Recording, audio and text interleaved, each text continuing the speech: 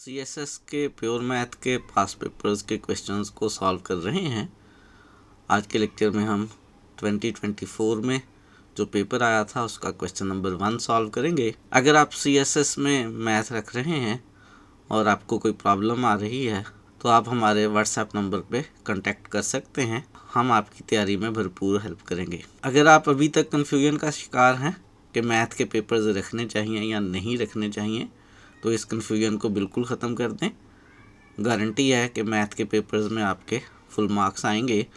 बस थोड़ी सी आपको मेहनत करना होगी और ये मेहनत उस मेहनत के मुकाबले में ज़्यादा होगी जो आप एक नया टॉपिक पढ़ेंगे जो आपने पहले नहीं पढ़ा हुआ होगा। मैथ आपने अगर पहले पढ़ा हुआ है तो मैथ को प्रिपेयर करना थोड़ा आसान रहेगा आपके लिए। स्टार्ट करते हैं आज का लेक्चर।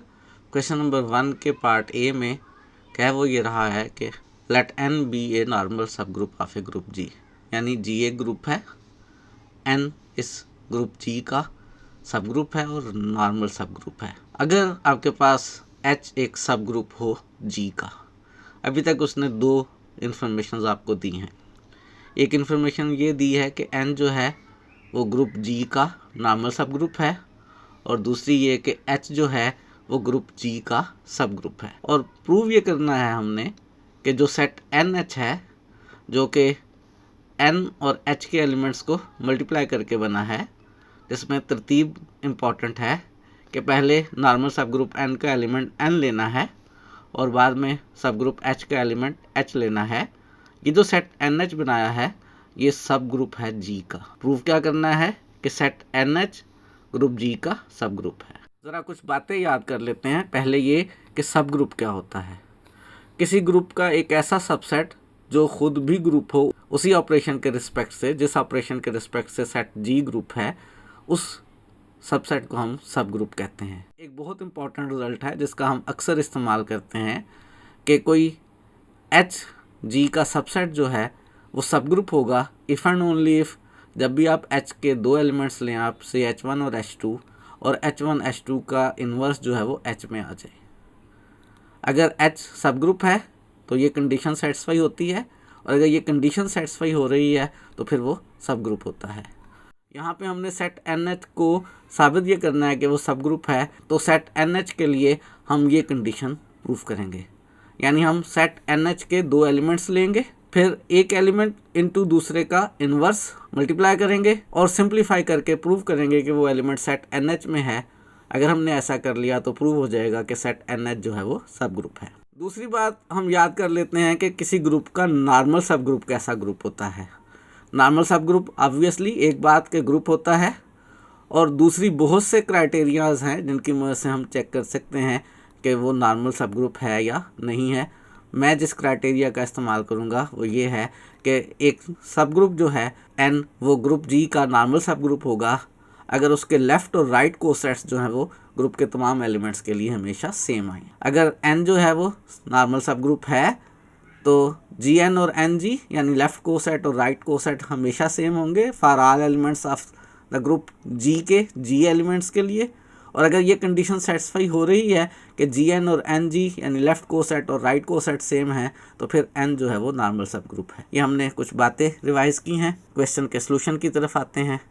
हमने साबित ये करना है कि एन एच जो है वो सब ग्रुप है, तो ये क्राइटेरिया जो सब ग्रुप का होता है हम इसको प्रूफ करने लगे हैं। हम एन एच के दो एलिमेंट्स एक्स और वाई ले रहे हैं। याद रहे जब भी हम एन एच का एलिमेंट लेंगे तो वो दो एलिमेंट्स के प्रोडक्ट से बनेगा, जिसमें पहला एलिमेंट जो है वो नॉर्मल सब ग्रुप एन में से होगा और दूसरा एलिमेंट जो है वो सब ग्रुप एच में से होगा। एक्स को हमने N1 H1 ले लिया, वाई को हमने N2 H2 ले लिया। दोनों में जो पहले एलिमेंट्स N1 और N2 हैं वो नॉर्मल सब ग्रुप N के हैं और जो दूसरे एलिमेंट H1 और H2 हैं वो सब ग्रुप H के एलिमेंट्स हैं। X और Y दो एलिमेंट्स ले लिए हमने NH सेट के। XY इन्वर्स देखते हैं कि वो सेट NH में है या नहीं। तो X इंटू वाई का इन्वर्स हम सिंप्लीफाई करेंगे और चेक करेंगे कि वो सेट NH में है या नहीं। X इंटू वाई का इन्वर्स लेते हैं, इसमें X हमारे पास N1 H1 और Y हमारे पास N2 H2 है। इसको अब हमने सिंप्लीफाई करना है और देखना है कि ये एलिमेंट NH में है या नहीं। अगर हम प्रूव कर पाएँ कि ये एलिमेंट NH में है तो साबित हो जाएगा कि NH जो है वो सब ग्रुप है, और अगर हमने कह दिया कि ये एलिमेंट NH में नहीं है तो फिर हम कहेंगे कि NH सब ग्रुप नहीं है। यहाँ पे हमने चूंकि साबित ये करना है कि NH सब ग्रुप है तो हमें प्रूव ये करना होगा कि ये एलिमेंट NH में है। कैसे पता चलेगा कि ये एलिमेंट NH में है? NH में हर एलिमेंट की शक्ल ये होती है कि वो दो एलिमेंट्स के प्रोडक्ट से बनता है। अगर ये XY इन्वर्स भी दो एलिमेंट्स के प्रोडक्ट से बन रहा है, जिसमें पहला एलिमेंट सेट N में से और दूसरा एलिमेंट सेट H में से है, तो प्रूव हो जाएगा कि ये एलिमेंट NH में है। मुझे इस XY इन्वर्स का थोड़ा सा मेकअप करना है, और मेकअप करने के बाद मुझे इसकी शक्ल बनानी है दो एलिमेंट्स का प्रोडक्ट, जिसमें से पहला एलिमेंट सेट N में से हो और दूसरा एलिमेंट सेट H में से हो। तो थोड़ा सा इसका मेकअप करते हैं और इसकी इस तरह की शक्ल बनाने की कोशिश करते हैं। सबसे पहले हम N2H2 के इन्वर्स को सॉल्व करते हैं। उसके लिए हमारे पास फार्मूला है कि XY का इन्वर्स किसी भी ग्रुप में इक्वल हुआ करता है Y inverse into X inverse. याद रहे ग्रुप्स की बात कर रहे हैं, और ग्रुप्स जो है वो अबिलियन नहीं हुआ करते, जनरली कम्यूटेटिव प्रॉपर्टी उनमें होल्ड नहीं करती, तो इनमें एलिमेंट्स की तरतीब का ख्याल रखा जाता है। X इंटू वाई का इन्वर्स जो है वो इक्वल हुआ करता है Y inverse into X inverse के। तो ये जो N2H2 का इन्वर्स है, जब हम इसे सॉल्व करेंगे तो ये H2 inverse into N2 inverse आ जाएगा। ये हमने थोड़ी सी सिंप्लीफिकेशन की है। हमारी कोशिश है कि इसकी शक्ल N इंटू H शक्ल की बनाई जाए। उसके लिए सबसे पहले मैं इन दोनों एलिमेंट्स को मल्टीप्लाई करके एक एलिमेंट बनाना चाहता हूँ। क्या H1 और H2 का इन्वर्स जो है उसको मल्टीप्लाई करके एक एलिमेंट बना सकते हैं? जी बिल्कुल। H1 और H2 दोनों कहाँ पर हैं? दोनों सेट H में हैं, और H क्या है? सब ग्रुप है।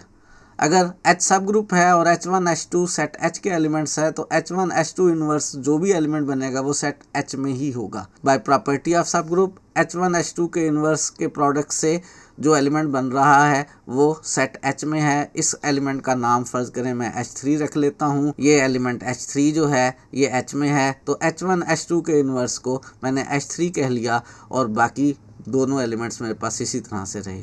मेरी कोशिश क्या है? मेरी कोशिश है कि एलिमेंट की शक्ल N इंटू H बनाई जाए। फिलहाल मैंने जो है H1 H2 के इन्वर्स को एक एलिमेंट नाम दे लिया है H3, और ये एलिमेंट H3 H में है, लेकिन अभी भी इसमें टोटल 3 एलिमेंट्स का प्रोडक्ट है। मैं इस तरह से प्रोडक्ट को अरेंज करना चाहता हूँ कि 2 एलिमेंट्स आ जाएं। उसके लिए मैं इन 2 एलिमेंट्स को मल्टीप्लाई करने लगा हूँ, और इन 2 एलिमेंट्स को मल्टीप्लाई करके मैं चाहता हूँ कि N2 का इन्वर्स पहले आ जाए और H3 बाद में चला जाए। क्या मैं ऐसा कर सकता हूँ? जी बिल्कुल कर सकता हूँ। हमारे पास मौजूद है कि N नॉर्मल सब ग्रुप है, और नॉर्मल सब ग्रुप में Gn और Ng इक्वल हैं। कोसेट्स Gn और Ng इक्वल होने का मतलब है कि हर वो एलिमेंट जो G इंटू N शेप का है, यानी जो G इंटू N1 शेप का है फ़र्ज़ करें, मैं उसको N इंटू G2 शेप का बना सकता हूँ। N हो सकता है तब्दील हो जाए Gn1, और तरतीब चेंज करते हुए एलिमेंट N1 की बजाय N का कोई एलिमेंट N2 आ जाए, लेकिन तरतीब चेंज हो सकती है। अगर 2 कोसेट्स हमारे पास Gn और Ng सेम है, तो पहले कोसेट में से कोई भी एलिमेंट Gn लूँगा तो वो दूसरे कोसेट Ng के किसी ना किसी एक एलिमेंट के इक्वल होगा। 2 सेट्स का भी इक्वल होते हैं। 2 सेट्स उस वक्त इक्वल होते हैं जब उनके सारे एलिमेंट्स इक्वल हों। कोसेट Gn में वो एलिमेंट्स हैं जिनमें पहले G और बाद में N1 है। कोसेट Ng में वो एलिमेंट्स हैं जिनमें पहले N का एलिमेंट और बाद में G है। जब भी मैं Gn में से कोई भी एक एलिमेंट Gn1 लूँ तो वो Ng कोसेट के किसी ना किसी एलिमेंट Ng के इक्वल होगा। फ़र्ज़ कर लें वो N2G के इक्वल होगा। Gn1 हमेशा इक्वल होगा N2G के। N1 और N2 नॉर्मल सब ग्रुप N के एलिमेंट्स होंगे। यहाँ पे H3 और N2 का इन्वर्स है। N2 का जो इन्वर्स है वो तो N में है, H3 H में है। ये जो H3 H में है ये G में भी है, क्योंकि H जो है वो G का सब ग्रुप है। H जो है वो G का सबसेट है। हर वो एलिमेंट जो H में है वो G में भी है। H3 एलिमेंट अगर H में है तो ये H3 एलिमेंट G में भी है। H3 N2 का इन्वर्स जो है वो Gn कोसेट का एलिमेंट है। ये कोसेट Ng के किसी ना किसी एलिमेंट के इक्वल होगा। तो हमारे पास जो H3 N2 इन्वर्स है ये से N3 H3 के इक्वल होगा। ग्रुप का एलिमेंट G जो है वो सेम रहेगा, H3 सेम रहेगा। तब्दील अगर हो सकता है तो किसका? N का एलिमेंट तब्दील हो सकता है। H3 N2 इन्वर्स को मैंने लिख लिया N3 H3। लिख सकते हैं? जी बिल्कुल लिख सकते हैं, क्योंकि Gn और Ng हमारे पास इक्वल हैं। तो ये जो H3 N2 इन्वर्स हैं इसको मैं लिख रहा हूँ N3 H3। X Y inverse को हम मेकअप कर रहे हैं, कोशिश कर रहे हैं कि इसकी शक्ल बना लें n इंटू एच की, जिसमें पहला एलिमेंट सेट n में से और दूसरा एलिमेंट सेट h में से हो। फिलहाल ये तीन एलिमेंट्स का प्रोडक्ट है n1, n3 और h3 का, जिसमें n1 और n3 जो हैं वो सेट n में से हैं। यहाँ पे ये जो n3 होगा ये सेट n में से होगा, क्योंकि ng को सेट का एलिमेंट बनना है। n1 n3 जो है ये सेट n में से है। अगर दो एलिमेंट n1 और n3 सेट n में से हैं तो इन दोनों का प्रोडक्ट कहाँ होगा? क्या ये n में होगा? n हमारे पास एक नॉर्मल सब ग्रुप है, यानी सब ग्रुप है। सब ग्रुप है तो ग्रुप है, ग्रुप है तो इसके दो एलिमेंट्स का प्रोडक्ट इसमें से ही है। अगर n1 और n3 दोनों n में से हैं तो इनका प्रोडक्ट जो है, अगर उसका नाम मैं n4 रख लूँ तो वो भी n में से ही होगा। n1 इंटू n3 को मैंने n4 कह लिया, ये n में से होगा, तो मेरे पास एक्स वाई इन्वर्स आ गया n4 इंटू h3, जिसमें n4 जो है वो सेट n में से है और h3 जो है वो सेट h में से है। एक्स वाई इन्वर्स एलिमेंट की शक्ल मैंने थोड़ा सा मेकअप करके बना ली है। दो एलिमेंट्स का प्रोडक्ट, जिनमें से पहला एलिमेंट n में से है, दूसरा एलिमेंट सेट h में से है। और अगर इसकी ये शक्ल बन गई है तो इस शक्ल के सारे एलिमेंट्स तो कहाँ हैं? इस शक्ल के सारे एलिमेंट्स सेट NH में हैं, यानी एक्स वाई इन्वर्स जो है वो सेट NH में है। सेट NH के मैंने दो एलिमेंट्स x और y लिए थे। मैंने पहले एलिमेंट और दूसरे एलिमेंट के इन्वर्स का प्रोडक्ट लिया, एक्स वाई इन्वर्स, उसको सॉल्व किया, सिंप्लीफाई किया, प्रूव कर लिया कि वो सेट NH में है। और यही सब ग्रुप की प्रॉपर्टी होती है। अगर ये प्रॉपर्टी सेटिस्फाई हो जाए तो हम कहते हैं जो सबसेट है वो सब ग्रुप है। जो सबसेट NH है G का, वो अब हम कह सकते हैं हम कि वो G का एक सब ग्रुप है। NH को हमने G का सब ग्रुप साबित कर दिया। क्वेश्चन 1 के पार्ट ए में हमें दो बातें गिवन थी, एक ये कि N ग्रुप G का नॉर्मल सब ग्रुप है और दूसरी ये कि H ग्रुप G का सब ग्रुप है। N और H के एलिमेंट्स को मल्टीप्लाई करके हमने सेट NH बनाया और हमने साबित किया कि ये सेट NH जो है वो ग्रुप G का सब ग्रुप है। क्वेश्चन 1 का पार्ट बी है, फाई एक एपिमॉर्फिज्म है from a group G onto a group H। Phi एक फंक्शन है ग्रुप G से ग्रुप H के ऊपर, ये फंक्शन एक एपिमॉर्फिज्म है। प्रूव ये करना है कि जो G ओवर K सेट है, जो K के कोसेट्स वाला सेट है, वो आइसोमॉर्फिक है H के। ये बात हमने प्रूफ करनी है। इसमें ये जो K है, K से मुराद इस फाई का कर्नल है। ज़रा कुछ बातें याद कर लेते हैं। होमोमॉर्फिज्म क्या होता है? अगर मेरे पास दो ग्रुप्स हैं, फर्ज करें G और G प्राइम, हमने G से G प्राइम पे एक फंक्शन डिफाइन किया और उस फंक्शन फाई में खूबी ये है कि phi of G1 into G2 equal आ रहा है phi of G1 into phi of G2। जब हम पहले सेट G के एलिमेंट्स के प्रोडक्ट की बात करेंगे तो उनमें प्रोडक्ट के लिए ये सिंबल यूज़ हो रहा है डॉट का, और दूसरे ग्रुप G प्राइम के एलिमेंट्स की बात करेंगे तो उनमें प्रोडक्ट के लिए स्टेरिक का सिंबल यूज़ हो रहा है। Phi of G1 into G2 equal आ रहा है phi of G1 asterisk phi of G2 के। अगर दो ग्रुप्स के दरमियान इस प्रॉपर्टी वाला फंक्शन मौजूद हो तो हम कहते हैं वो दोनों ग्रुप्स जो हैं वो होमोमॉर्फिक हैं, और इस प्रॉपर्टी वाले फंक्शन को हम होमोमॉर्फिज्म कहते हैं। होमोमॉर्फिज्म जो है उसको हम एपिमॉर्फिज्म कहते हैं अगर जो फंक्शन फाई हमने डिफाइन किया है वो ऑन टू भी हो। अगर फंक्शन फाई जो है जो G से G प्राइम में हमने डिफाइन किया है, जो इस प्रॉपर्टी को सेटिस्फाई कर रहा है, अगर ये फंक्शन ऑन टू हो तो ऐसी होमोमॉर्फिज्म को हम एपिमॉर्फिज्म कहते हैं। और अगर ये फंक्शन फाई जो होमोमॉर्फिज्म हमने G और G प्राइम के दरमियान डिफाइन की है, ये ऑन टू के साथ साथ जो है वो 1-1 भी हो, तो हम ऐसी मैपिंग फाई को आइसोमॉर्फिज्म कहते हैं और ग्रुप्स को कहते हैं कि वो आइसोमॉर्फिक ग्रुप्स हैं। अगर G और G प्राइम मेरे पास दो ग्रुप्स हैं, इनके दरमियान हमने एक फाई डिफाइन की G से G प्राइम पे, जो कि होमोमॉर्फिज्म है, जो कि ऑन टू है और जो फाई 1-1 है। अगर फाई में ये सारी खूबियाँ मौजूद हों दो ग्रुप्स के दरमियान फाई डिफाइन करने के बाद कि वो फाई होमोमॉर्फिज्म हो, वो फाई ऑन टू हो, वो फाई 1-1 हो, तो हम उस फाई को आइसोमॉर्फिज्म कहते हैं और हम कहते हैं कि ग्रुप आइसोमॉर्फिक है। यहाँ पे हमने साबित ये करना है कि G ओवर K ग्रुप जो है वो H के आइसोमॉर्फिक है, जिसमें K को वो कर्नल ऑफ फाई कह रहा है। अगर फाई हमारे पास होमोमॉर्फिज्म हो तो कर्नल ऑफ होमोमॉर्फिज्म हम किसको कहते हैं? अगर फाई G से G प्राइम के ऊपर एक होमोमॉर्फिज्म है तो पहले ग्रुप G के उन एलिमेंट्स का सेट जिन पे फाई ऑपरेट होके दूसरे ग्रुप का आइडेंटिटी बन रहा है, उस सेट को हम कर्नल ऑफ होमोमॉर्फिज्म या कर्नल ऑफ फाई कहते हैं। फाई अगर दो ग्रुप्स के दरमियान होमोमॉर्फिज्म है तो पहले ग्रुप जी के वो एलिमेंट जी जिन पे फाई ऑफ जी का आंसर दूसरे ग्रुप की आइडेंटिटी आ रहा हो, उन सारे एलिमेंट्स को इकट्ठा करके जो सेट बनता है उसको हम फाई का कर्नल कहते हैं, कर्नल ऑफ होमोमॉर्फिज्म कहते हैं। और उसको यहाँ पे उसने के लिखा हुआ है। और जी ओवर के जो है उसमें किस तरह के एलिमेंट्स होते हैं? जी ओवर के में कोसेट्स होते हैं जी के टाइप्स के, जहाँ पे जी ग्रुप जी में से है और के जो है वो हमारे पास सब ग्रुप है। कर्नल जो होता है वो हमेशा सब ग्रुप होता है, ना सिर्फ सब ग्रुप होता है बल्कि वो नॉर्मल सब ग्रुप होता है।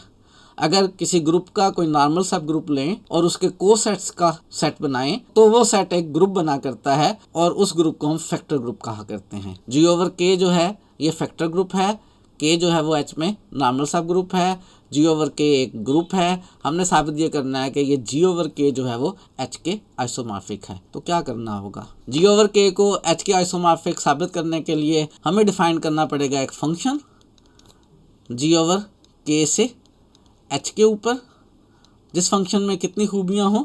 जिस फंक्शन में 3 खूबियाँ हों, कि वो फंक्शन होमोमॉर्फिज्म हो, वो फंक्शन ऑन टू हो और वो फंक्शन 1-1 हो, बाइजेक्टिव हो। अगर हमने जी ओवर के और एच के दरमियान एक ऐसा फंक्शन डिफाइन कर लिया तो हम कहेंगे ये दोनों ग्रुप्स आपस में आइसोमॉर्फिक हैं। इस फंक्शन को डिफाइन करने से पहले हम ज़रा इस बात का इस्तेमाल कर लेते हैं कि फाई जो है वो जी से एच के ऊपर एक ऑन टू होमोमॉर्फिज्म है।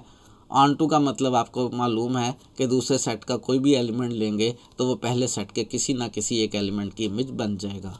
और होमोमॉर्फिज्म का मतलब है कि फाई जब G1 इंटू G2 पे ऑपरेट होगी तो answer phi of G1 into phi of G2 आएगा। दोनों ग्रुप्स G और H में जो बाइनरी ऑपरेशन है उसको मैंने डॉट से ही डिनोट किया है। आप चाहें तो एक साइड पे डॉट से और दूसरी साइड पे स्टैरिक से डिनोट कर सकते हैं। एक और बात नोट कर लेते हैं कि जो के है वो कर्नल ऑफ फाई है, यानी इसमें ग्रुप जी के वो एलिमेंट्स हैं जिन पे फाई ऑपरेट हो तो आंसर दूसरे सेट की आइडेंटिटी आ जाए। दूसरे ग्रुप एच की आइडेंटिटी को मैंने ई से ही डिनोट कर लिया है।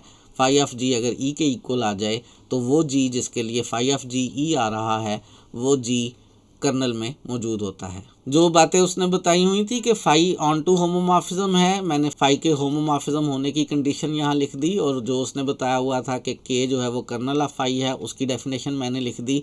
अब आते हैं असल काम की तरफ। मुझे प्रूव ये करना है कि जी ओवर के जो है वो आइसोमॉर्फिक है एच के। इसके लिए मुझे एक मैपिंग डिफ़ाइन करनी है। फ़र्ज़ करें मैं उसका नाम साई रख रहा हूँ जी ओवर के से एच के अंदर। ऐसी मैपिंग डिफ़ाइन करनी है कि जो मैपिंग होमोमॉर्फिज्म हो, जो मैपिंग ऑन टू हो और जो 1-1 हो। अगर हमने ऐसी मैपिंग, ऐसा फंक्शन जी ओवर के से एच में डिफ़ाइन कर लिया तो इसका मतलब होगा कि जी ओवर के एच के आइसोमॉर्फिक है। उसके लिए मैं साई डिफ़ाइन कर रहा हूँ जी ओवर के से एच के ऊपर। साई जी ओवर के से एच के ऊपर कैसे डिफ़ाइन कर रहा हूँ कि मैं जब एलिमेंट जी के लूँ जी ओवर के में से और उस पर साई ऑपरेट करूँ तो मैं चाहता हूँ जवाब एच में आए। अगर मैं साई ऑपरेट करूँ जी ओवर के पे और मैं सपोज कर लूँ कि जवाब जी आ गया तो ये एलिमेंट सेट जी में है, लेकिन मैं चाहता हूँ जवाब जो आए वो सेट एच में आए। अगर मैं ऐसा करूँ कि साई ऑफ जी के का जवाब फाई ऑफ जी रख लूँ तो ये जवाब जो है वो एच में है। क्यों भला? क्योंकि फाई जो है वो जी से एच में है। जब फाई जी के किसी एलिमेंट जी पे ऑपरेट होती है तो आंसर एच में आता है। साई ऑफ जी के का आंसर मैंने फाई ऑफ जी रख लिया। ये phi of G obviously H में मौजूद है। ये मैपिंग मैंने डिफ़ाइन की है जी ओवर के से एच में। इस मैपिंग को मैं प्रूव करूँगा कि ये मैपिंग जो है वो होमोमॉर्फिज्म है, ऑन टू है और 1-1 है। लेकिन यहाँ पे मैं एक बात और भी प्रूव करूँगा और वो ये कि ये साई जो है वेल डिफ़ाइन है। क्यों प्रूव करूँगा वेल डिफ़ाइन है? आप अक्सर परेशान होते होंगे कि कभी हम फंक्शन डिफ़ाइन करने के बाद उसको वेल डिफ़ाइन प्रूव करते हैं और कभी नहीं प्रूव करते हैं। आसान सा आंसर ये है कि जब भी पहला सेट जिस पे फंक्शन डिफ़ाइन किया गया है उसमें एक एलिमेंट की शक्लें एक से ज़्यादा हो सकती हों तो फिर वेल डिफ़ाइन ज़रूर प्रूव किया करते हैं। यहाँ पे जी ओवर के में कोसेट्स हैं और आपने देखा होगा कि अक्सर कोसेट्स सेम भी आ जाया करते हैं। यानी मैं कोसेट G1 के बनाऊँ और कोसेट G2 के बनाऊँ तो हो सकता है सेम आ जाएं। तो चूंकि जी ओवर के में एक ही एलिमेंट की शक्ल एक से ज़्यादा हो सकती है, इसलिए यहाँ पे मैं साई को सबसे पहले वेल डिफाइंड प्रूव करने लगा हूँ। और वेल डिफाइंड प्रूव करने का तरीका क्या होता है? वेल डिफाइंड प्रूव करने का तरीका ये होता है कि पहले सेट में से कोई से दो एलिमेंट्स लेते हैं और अज्यूम कर लेते हैं कि वो दोनों एलिमेंट्स सेम हैं। मैंने जी ओवर के में से दो को सेट्स लिए हैं, G1 के और G2 के। ज़ाहरी तौर पे ये दो हैं और बाद का चूँकि दो को सेट सेम भी आ जाते हैं तो हमने अज्यूम कर लिया है कि ये दोनों एलिमेंट्स सेम हैं, यानी को सेट G1 के और को सेट G2 के इक्वल हैं। वेल डिफाइन प्रूव करने के लिए अब मैं प्रूव ये करूँगा कि इन दोनों पे साई ऑपरेट करके जवाब भी सेम आ रहा है। वेल डिफाइंड का मतलब है कि एक एलिमेंट का जवाब हमेशा एक आएगा। अगर फ़र्ज़ करें G1 के और G2 के सेम हों लेकिन साई ऑपरेट करके जवाब डिफरेंट आ जाए तो इसका मतलब होगा कि एक ही एलिमेंट के आंसर एक से ज़्यादा आ रहे हैं और फंक्शन डिफाइंड नहीं है, वेल डिफाइंड नहीं है। मैंने अब प्रूव ये करना है कि साई ऑफ G1 के और साई ऑफ G2 के जो हैं ये दोनों सेम हैं। उसके लिए G2 इन्वर्स से दोनों साइडों पे मल्टीप्लाई कर लें तो G2 इन्वर्स G1 के इक्वल टू K आ गया। अगर K का मैं G के किसी एलिमेंट से कोसेट बनाता हूँ और दोबारा K आ जाता है तो इसका क्या मतलब है? जब भी किसी ग्रुप के सब ग्रुप का ग्रुप के किसी एलिमेंट से कोसेट बनाएं और वही जवाब आ जाए, जैसे कि यहाँ हुआ है G2 inverse G1 into K जो है वो K के इक्वल आ गया है, यानी मैंने G2 इन्वर्स G1 से कोसेट बनाया है, K बन गया है। तो एक ही सूरत में हो सकता है ये जो G2 इन्वर्स G1 एलिमेंट है ये K में मौजूद है। किसी भी सब ग्रुप का अगर कोसेट ग्रुप के किसी एलिमेंट से दोबारा वही सब ग्रुप बन जाए तो ऐसा सिर्फ और सिर्फ उस सूरत में हो सकता है कि वो एलिमेंट उस सब ग्रुप में मौजूद हो। तो G2 inverse into G1 K में मौजूद है। अगर ये K में मौजूद है तो K में मौजूद होने का क्या मतलब है? K में मौजूद होने का मतलब है जब इस पे फाई ऑपरेट होगा तो आंसर आइडेंटिटी आ जाएगा, यानी जब फाई ऑपरेट होगा G2 इन्वर्स G1 पे तो आंसर E आ जाएगा।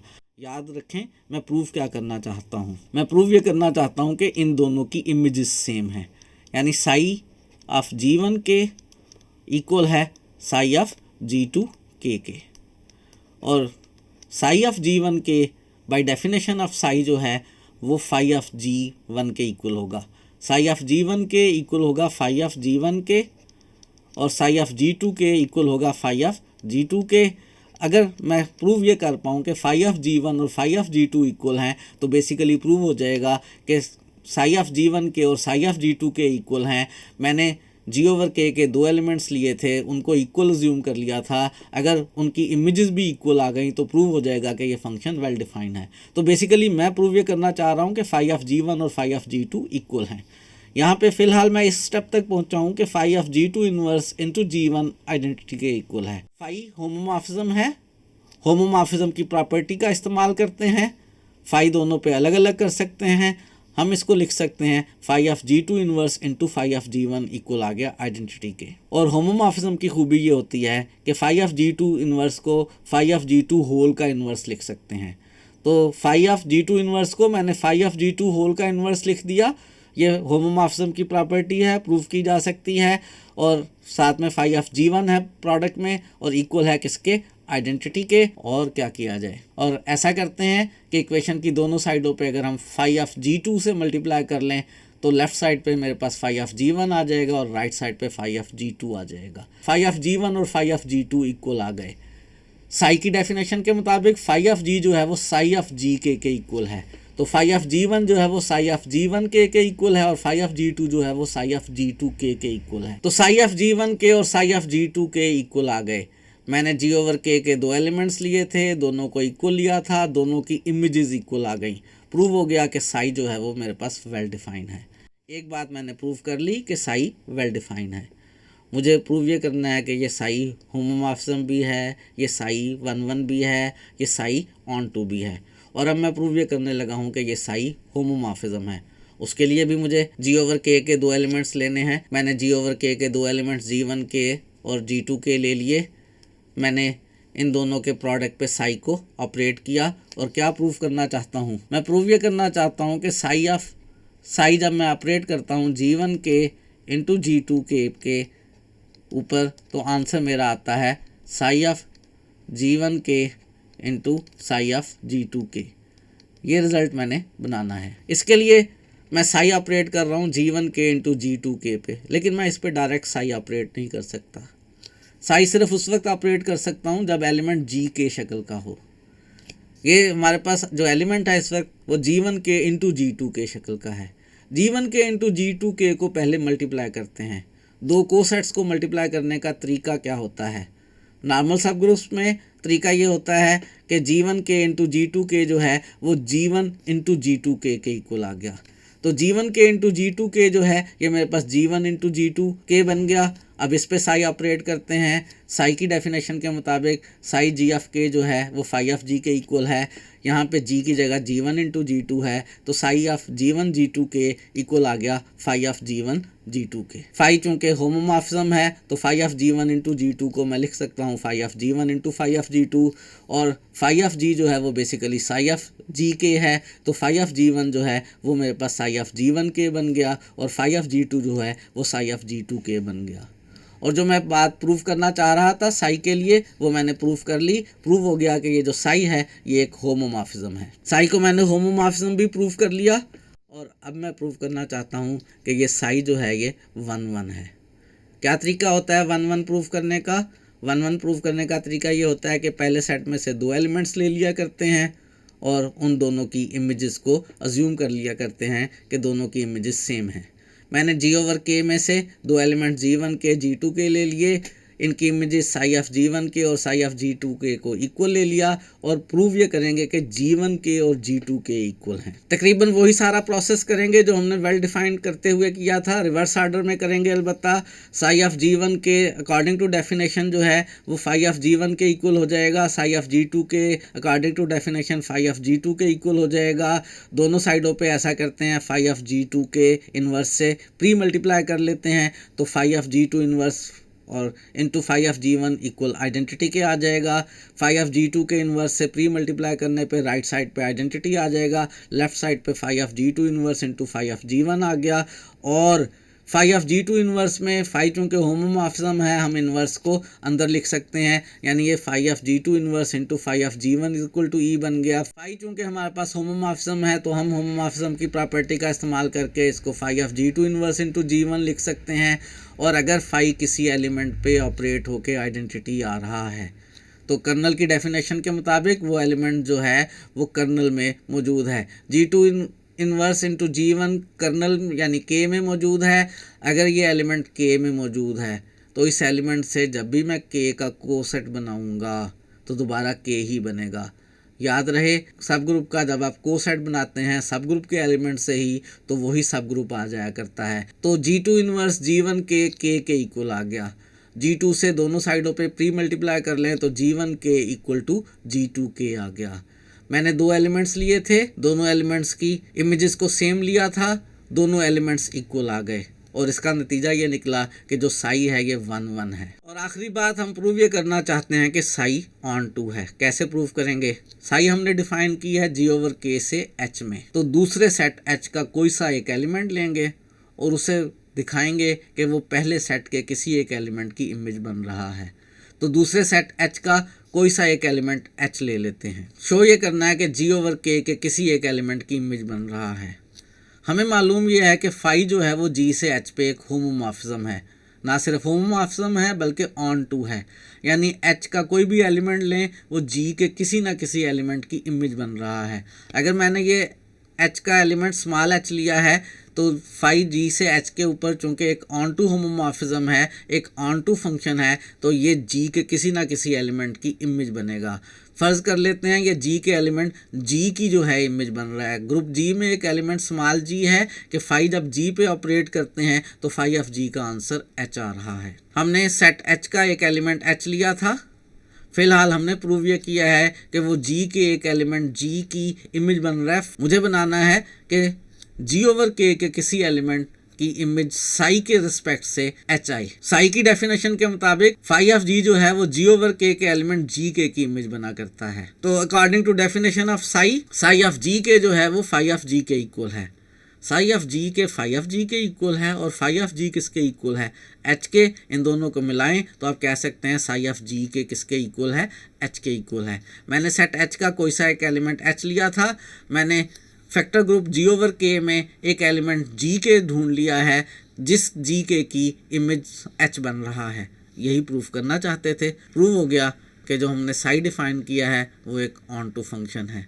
साई वेल डिफाइन है, साई होमोमॉर्फिज्म है, साई 1 1 है, साई ऑन टू है। और क्या मतलब हुआ? इसका मतलब हुआ कि साई एक आइसोमॉर्फिज्म है। साई अगर एक आइसोमॉर्फिज्म है तो G ओवर K और H जो हैं ये आइसोमॉर्फिक ग्रुप्स हैं। हमारे पास साई एक आइसोमॉर्फिज्म है। साई हमने G ओवर K से H में डिफ़ाइन की थी। इन दो ग्रुप्स के दरमियान एक आइसोमॉर्फिज्म डिफ़ाइन हो गई है, तो इसका मतलब है G ओवर K और H आइसोमॉर्फिक हैं। यही बात हम प्रूफ करना चाहते थे, हमने प्रूफ कर ली है। आज हमने 2024 में जो पेपर आया था प्योर मैथमेटिक्स का CSS में, उसका क्वेश्चन नंबर 1 सॉल्व किया है। इसी पेपर के मज़ीद क्वेश्चंस को हम आने वाले लेक्चर्स में सॉल्व करेंगे। आज के लिए इतना ही रखते हैं।